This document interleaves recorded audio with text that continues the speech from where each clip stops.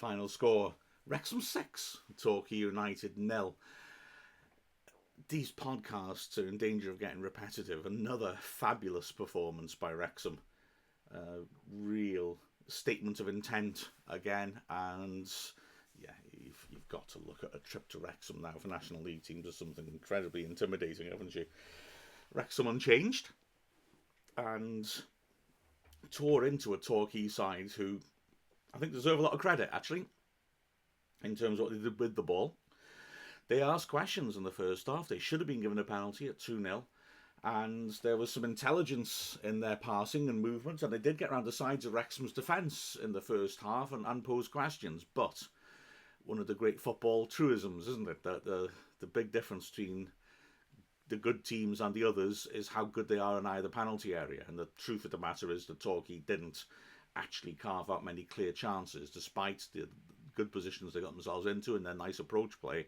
And at the other end, defensively, they were poor, and Wrexham cashed in. It could have been more again. I'm saying that every single game at the moment, could have been more. Wrexham started on the front foot immediately. I mean, I think, we talked about whether the Dagenham game was the best performance in the Parkinson. Well, I think this one now we've got to look at very seriously. Wrexham moved the ball around beautifully. The passing and movement was excellent. It was so well grooved. And from the beginning, Wrexham looked threatening. 4th minute, probably should have gone ahead, actually, on reflection. Ford on the right-hand side, popping in a lovely near-post cross. Palmer lost his man, tried to glance it across the keeper inside the far post. Didn't quite get enough on it, though. And from 6 yards out, put it across the face of goal and wide. Now, Torquay started then to show promise. Kieran Evans in midfield was very busy, trying to get between the lines, and Crowe on the right-hand side was getting into some really good positions and was putting some decent crosses in as well. Their two big strikers, Goodwin and Jarvis, were a handful, but they just couldn't really carve out clear chances, and Wrexham would be much more ruthless. In the 11th minute, James Jones coming forward, drilling a terrific strike that looked to be flying under the bar until Halstead made an excellent acrobatic save to push it over the bar for the corner. But that was where the breakthrough came. And it's got to be said, poor defending. Young just standing a good ball up into the right area, edge of the 6-yard box. Jordan Davis attacking it, getting between defenders and heading it unmarked simply into the net. A horrible goal to concede. I think they were marking only in the 6-yard box, it looked like. And Davis took advantage of that and found a gap. And Young dropped the ball beautifully into it. A simple goal. And maybe that summed her up, that it was a bit too easy for Wrexham to open Torquay up. Still, they kept pushing and they kept moving the ball around nicely. Wrexham, though, were the ones, as I said, making opportunities. Ford, after 20 minutes, unbelievably unfortunate not to get his first goal for the club. He wouldn't have to wait too much longer. Davis with an excellent switch. Ford driving forwards down the right-hand side. Waited on the corner of the box for James Jones to arrive on the overlap. Jones's typical run outside him took 2 men away from Ford and gave him just that moment he needed to cut in onto his left foot and hit a sumptuous strike which beat the keeper, curled into towards target, but hit the inside of the far post and bounced away to safety.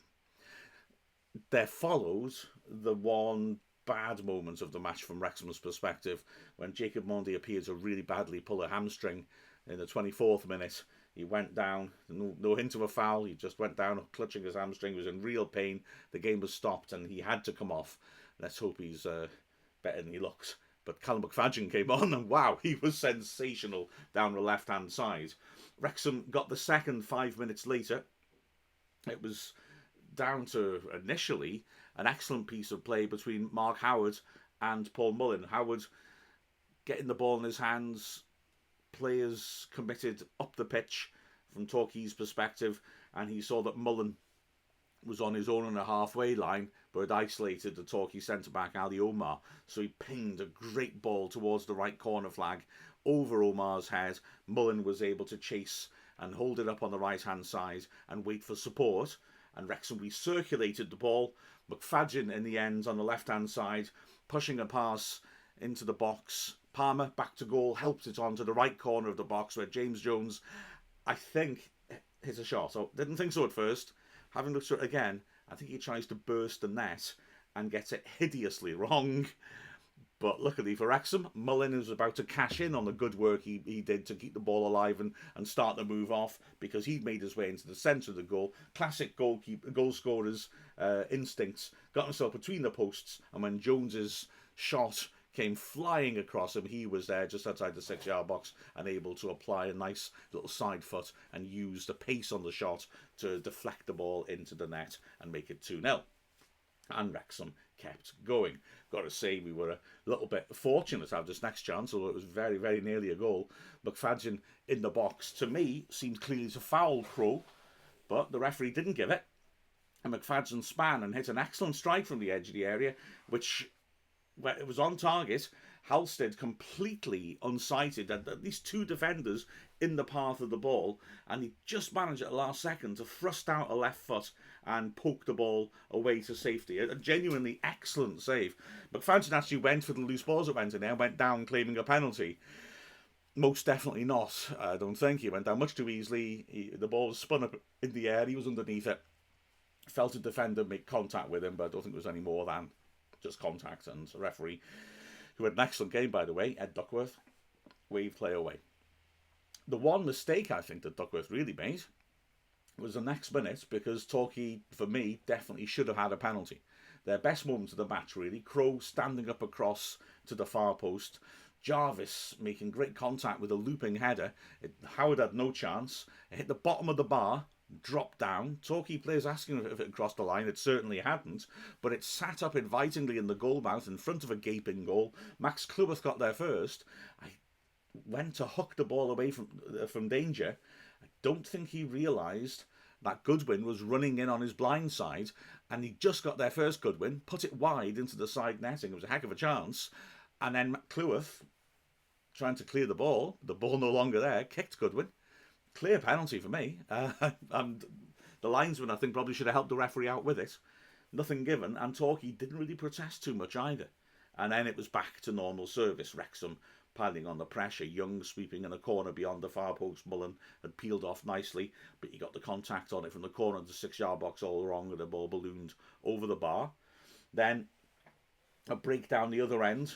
Once more, Hall switching nicely to Evans, who drove down the right channel into the box, drove a powerful shot, but luckily for Wrexham, it took a deflection, which took a bit of the pace off it. Howard was diving one way and did well to readjust himself and make what turned out in the end to be a pretty simple save, but he reacted quickly. That deflection was deceptive, but also slowed the ball down, luckily for Wrexham. And 3 minutes later, Wrexham had a 3-goal lead. Nice movement again, Ford popping it down the line to Mullin, and what a fabulous goal from now on. Mullin allowed space on the right-hand side. Look it up.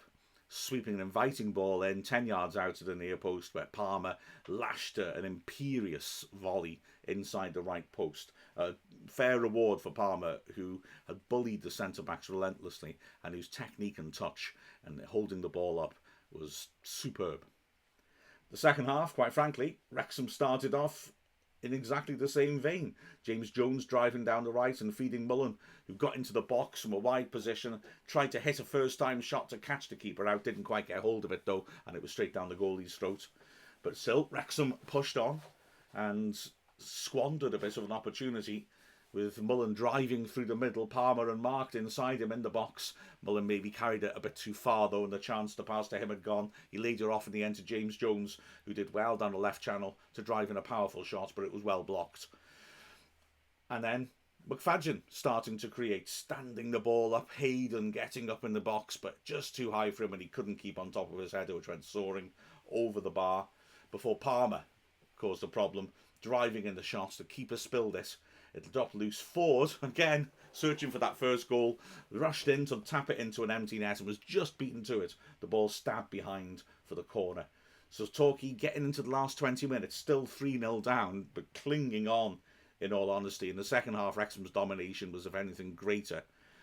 Wrexham then, with an amazing breakaway through Davis, a brilliant long-distance pass over the top for Mullin, who took it well. It was a very difficult take, couldn't quite take it perfectly, but, oh gosh, I'm not sure many people could, and was driving at the keeper, one-on-one, but the goalie did well to get out quickly and dived at his feet and made an excellent save. That I must admit, my first thought was, has he fouled him? But no, the keeper was brave, got his left arm underneath and pushed the ball away. Mullen then tripped over his arm, but it was no foul. However, again, Wrexham would capitalise from that breakaway. The corner came in, it was cleared as far as McFadden, who drove in a powerful goal-bound shot, took a deflection just over the bar, and from that corner, well, it was a familiar story. Young stands it up into the right sort of area. Aaron Hayden takes off, stays in the air for a bizarre amount of time, soaring over the defenders and headed it from 6 yards out into the top left corner. A lovely, lovely goal.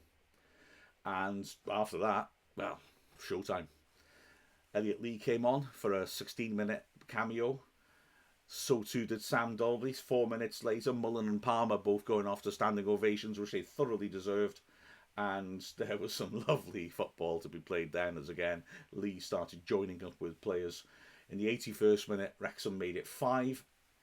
Ford working the ball down the line to Lee, and what a lovely move it was. Wrexham had already been shifting the ball about and pulling Torquay's defence around out of shape. Lee then popping a little give and go to McFadden, who obliged with a lovely first touch back heel back to Lee, who's on the back of the defence, and he squared it for Sam Dalby to slot home his first Wrexham goal from just outside the 6-yard box with his left foot. He was delighted. The whole team as well were delighted. You could see the spirit in the squad. Look at the pictures of them celebrating. The whole team wanted to get over and congratulate him. And Wrexham had 5, and they weren't going to give up there. Dalby, a couple of minutes later, finds himself charging through the middle on a 3-on-2 break.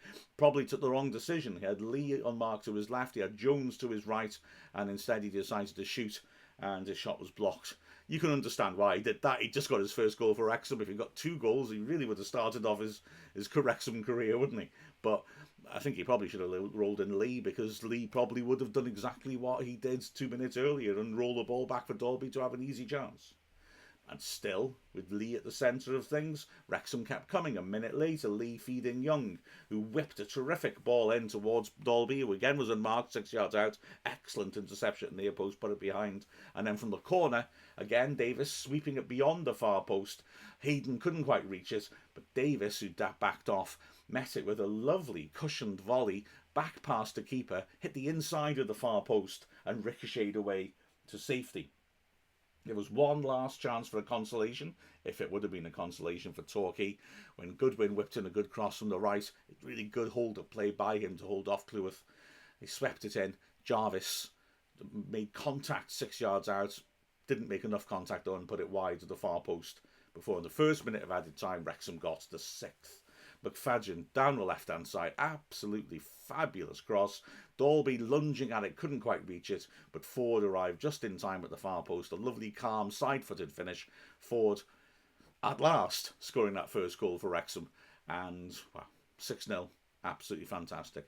The crowd, the biggest we've had this season, was utterly superb, made magnificent atmosphere.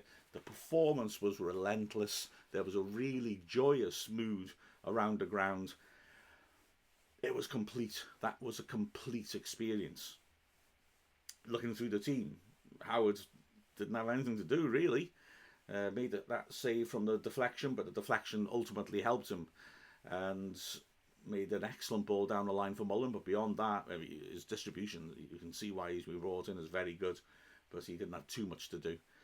The back three was strong in the face of some nice approach play.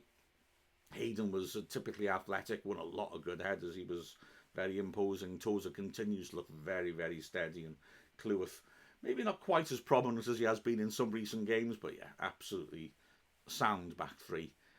The wing-backs, well, Paul Mundy started really well. Let's hope he's okay, but he had a very bright start to the game, getting into good attacking areas. McFadden replaced him and was terrific. He's popping into all sorts of spots and really, really impressive.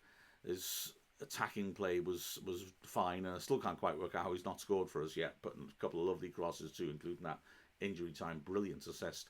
And on the other end, Ford is continuing to look like a real class act. I forgot to say in the build-up, the brilliant build-up to that Dalby goal, Ford suddenly made a cross-pitch run and was further outside than McFadden, the left wing back. And I just see Paul Torquay at this point thinking, where are these people coming from?